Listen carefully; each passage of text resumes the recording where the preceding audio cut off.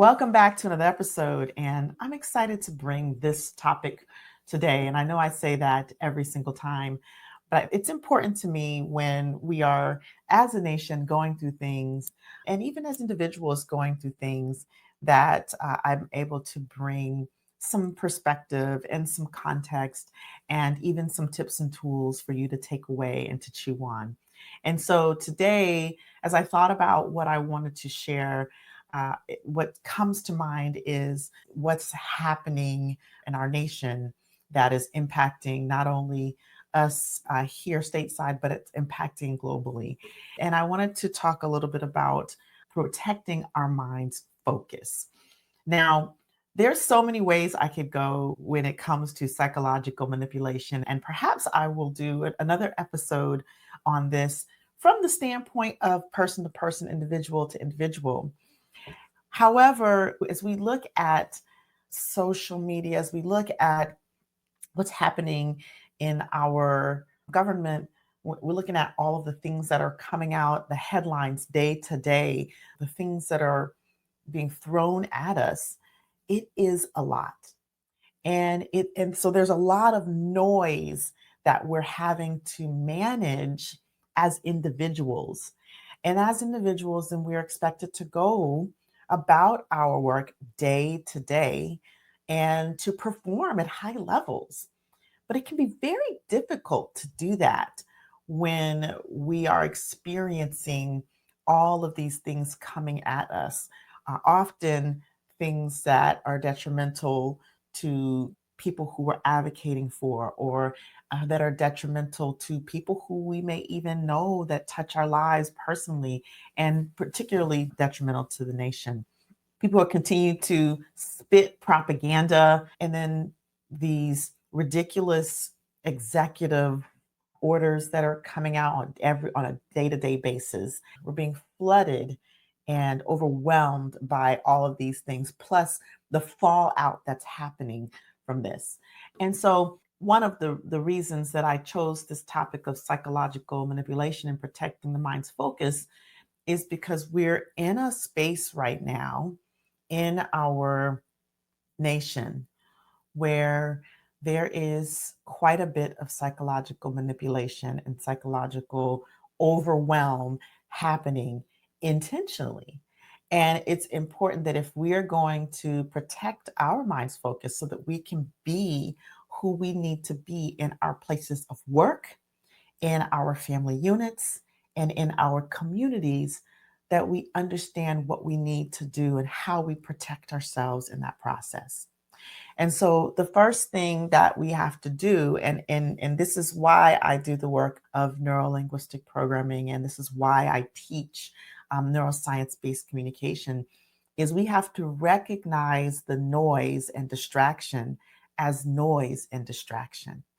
When you're on these platforms, when you're reading the news, when you are looking at TikTok or whatever it is that you're looking at, and all of these things are coming at us, it cannot feel like we're educating ourselves, but and it can be that we're learning some things, but we have to recognize that a lot of the headlines and a lot of the things that are going on are distraction and noise.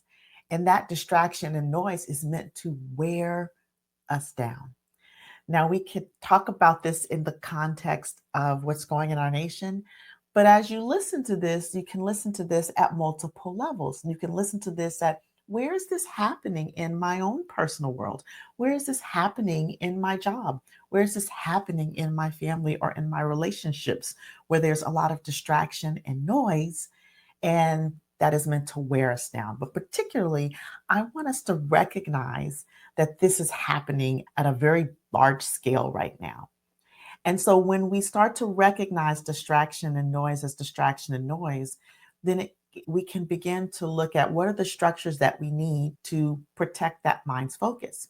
And one of the first things we need to do is turn the volume down. What does that mean? Turn the volume down. Well, it might mean that you turn off the news and pick one or two places to stay informed about what's going on.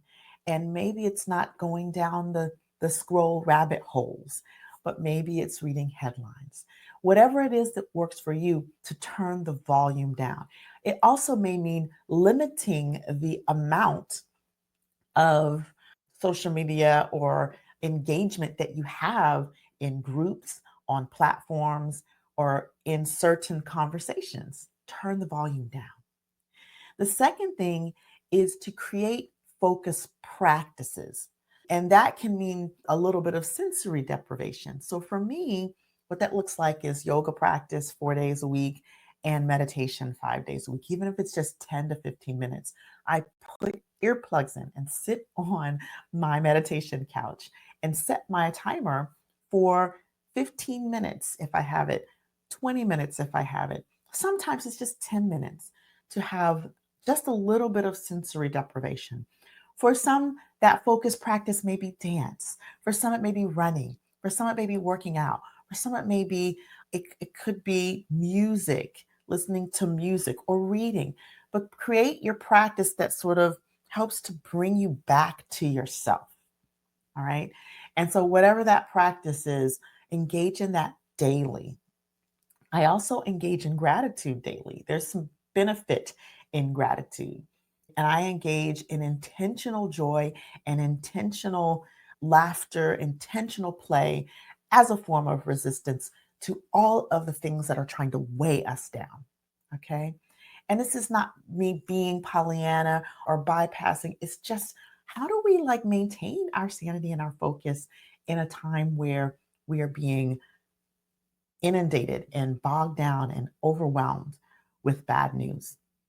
So then, once you've turned the volume down a little bit, even if it's temporarily, and created your focus practice, it allows you to reconnect with yourself and what your own circle of influence, with your own focus is.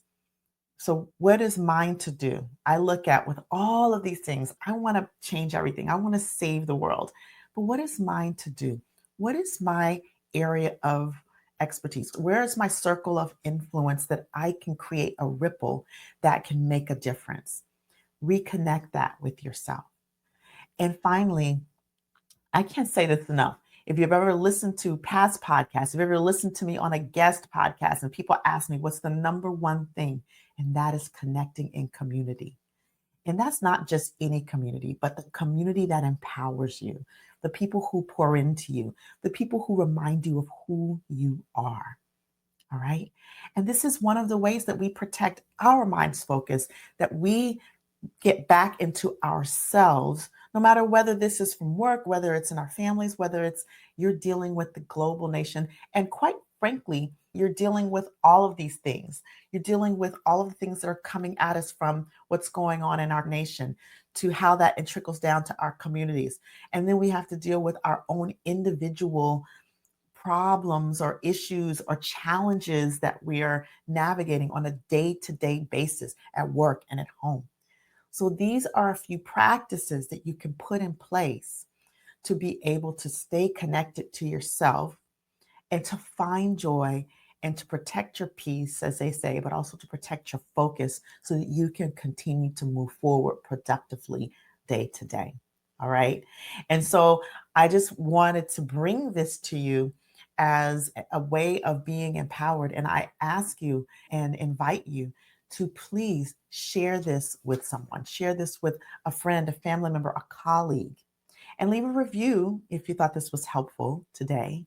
But I think it's important that if we're going to move the needle in resisting some of the challenges that we're dealing with as a nation, just resisting some of the harm that's being done and reversing some of the harm that's being done, then we have to ourselves be ready and be poured into. We cannot be operating as a cup with a hole in it. Otherwise, we will constantly be burning out. And it doesn't work if we're going to be making a difference in our communities. So you know how to get in touch with me if you would like me to come into your organization and facilitate a conversation around navigating challenging spaces and difficult conversations and sensitive conversations.